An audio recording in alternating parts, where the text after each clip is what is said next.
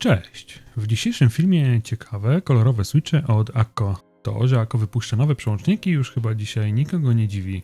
Ale czemu akurat na te konkretnie warto zwrócić uwagę? Sprawdźmy. Switche, które tu mam u siebie, to Akko Creamy Purple Pro. Najnowsza odsłona przełączników Tactile w rodzinie Akko.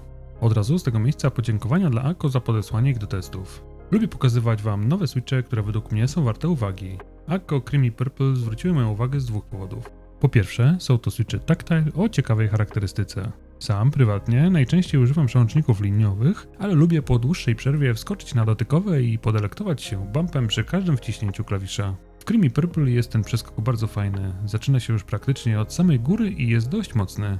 Każde kliknięcie jest bardzo satysfakcjonujące. W połączeniu z długim stemem, tak zwanym long pull, wrażenia z pisania są super przyjemne.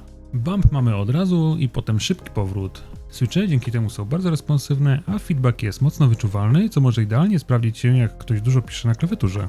Drugi powód jest banalny. Cena. W tym przypadku śmiesznie niska, nawet jak na tanie przełączniki od Akko. Ich cena to niecałe 12 euro za 45 sztuk, czyli w przybliżeniu jakieś 50 zł. Doliczając wysyłkę oraz stosując kod PIXEL dla 10% zniżki na stronie akkogear.de możemy dorwać 2 opakowania, co pozwoli nam wyposażyć większość klawiatur w te switche za lekko ponad 140 zł. Uważam, że to dobry deal. Do tego przychodzą one do nas ładnie zapakowane, jeśli ktoś zwraca na takie detale uwagę. Co do samych przełączników, to na ekranie macie statystyki, jakie podaje Akko.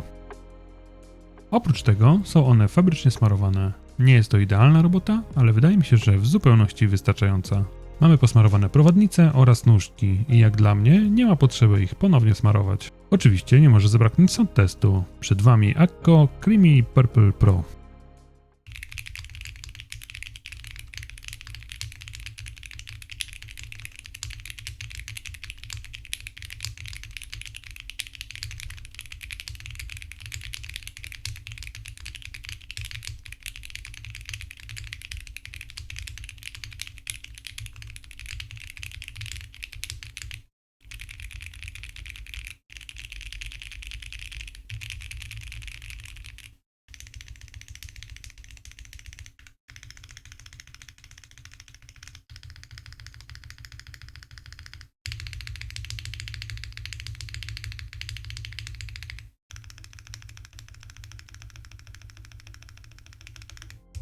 A co Wy myślicie o przełącznikach Akko? Mieliście już do czynienia z jakimiś? Jakie są Wasze wrażenia? Koniecznie dajcie znać w komentarzu.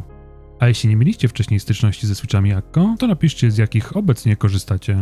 Zostawcie również łapkę w górę, jeśli Wam się podobało, ponieważ to bardzo pomaga w rozwoju kanału.